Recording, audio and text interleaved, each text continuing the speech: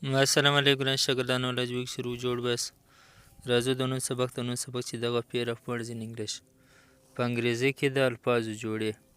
د الفاظو جوړې هغه ته وایي چې هغه معناوې بدلې خو تلفظ یو رقم ویل کېږي یو رقم تلفظ یو رقم یا پروننسیشن خو معناوې او حروف یې بدل راځي په دې کې په نوي ورځونو زده کړو جملې جوړول به هم زده کړو او دا pair of words به هم وپېژنو لایر معنا دروغجن he is a very big liar هغه یو ډیر غټ دروغجن دی دا بل لایر هم دغه رقم ویل کېږي خو سپیلینګ یې بیا بدل دی د دې معنا د بیا وکیل او سپیلینګ هم دغسې بدل دی خو ویل کېږي هغه رقم په دې وجه به دې ته pair of words وایي د الفاظو جوړې my father is a liar زما پلار وکیل دی راځئ ویډیو در پیله سره وګورو دا رقم تاسو نور ډېر ورځونه هم زده کړئ pair of words مین بیا وایي دا د آس د غاړې د څټې ویښتان ته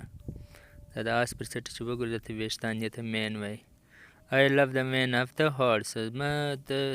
آس د دې غاړې یا د څټې د ویښتانو زما ډېر خوښ دی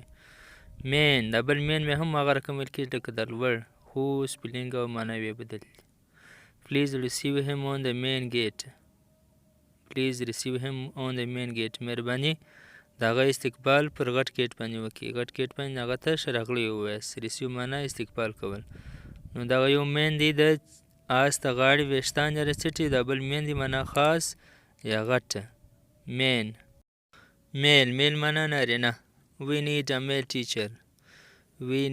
male teacher موږ یو نارینه استاد ښوونکي ته ضرورت لرو میل دا میل هم هغه رقم ویل کېږي خو د دې معنا او سپیلینګ غلط دی دلته میل میسج ته وایي و دې ته کله کله یا د دې پر یو بل لفظ رایاد شو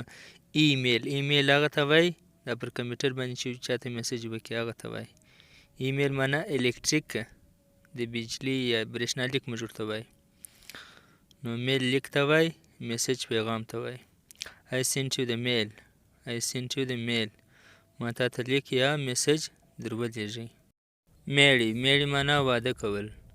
I married 10 years ago ما 10 کاله وړاندې واده وکړی میری د بل میری هم هغه رقم ویل کېږي خو معنا او سپیلینګ یې بدل دی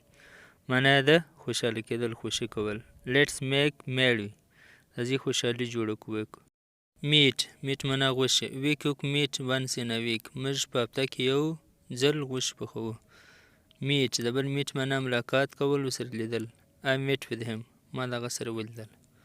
نو دا زموږ د نن سبق pair of words یا د الفاظو جملې مننه